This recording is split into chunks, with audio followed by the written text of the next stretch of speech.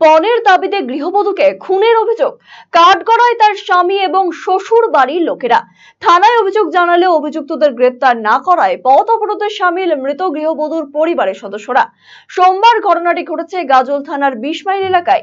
এদিন অভিযুক্তদের গ্রেপ্তারের দাবিতে 20 মাইল চেকপোস্ট এলাকায় গাজল বালুরঘাট 512 নম্বর জাতীয় সড়ক অবরোধ করে বিক্ষোভ দেখান মৃত গৃহবধূর পরিবারের সদস্যরা।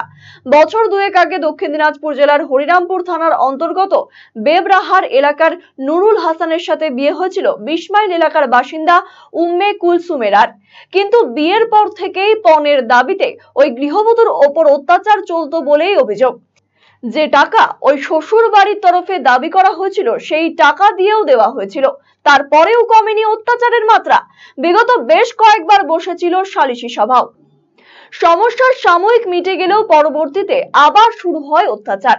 গত 31শে মে ওই গৃহবধূকে মারধর করে মেরে ফেলা হয় বলে অভিযোগ। তার জেরে এদিন ক্ষোভে ফেটে পড়েন মৃতার বাড়ির লোকেরা। অভিযুক্তদের কেন গ্রেপ্তার করা হচ্ছে না তা নিয়ে প্রশ্ন তুলেছেন তারা। এটা হচ্ছে আমার কাকার মেয়ের বিয়ে হয়েছিল দিনাজপুরে ভেবড়াহারে। তো আমার মোটামুটি 2 বছর, একটা বাচ্চা হয়েছে 6-7 মাস হবে। পণের টাকার জন্য কিন্তু অশান্তি করে টাকাও কিন্তু মিটিয়ে দিয়েছে। মিটিয়ে দেওয়ার পরে এই যে মানে ওই যে শুরু থেকেই যে অশান্তি লেগে আছে, ওর শ্বশুর, ওর শাশুড়ি, ওর স্বামী, ওর 2টা ননদ, এরকম অশান্তি হয়। আমরা কয়েকবার বিচারও করেছি। 31 তারিখে সবাই মিলে মেরে ফেলেছে। এবার আমরা ওই লোকাল থানায় জিটি করলাম, তার মধ্যে একজনকে ধরেছে, ওর স্বামীটাকে সিলিন্ডার করেছে একজনকে, আর বাকিগুলোকে এরা ধরছে না। মানে আমরা যাচ্ছি, আমাদের কোনো পাত্তাই দিচ্ছে না।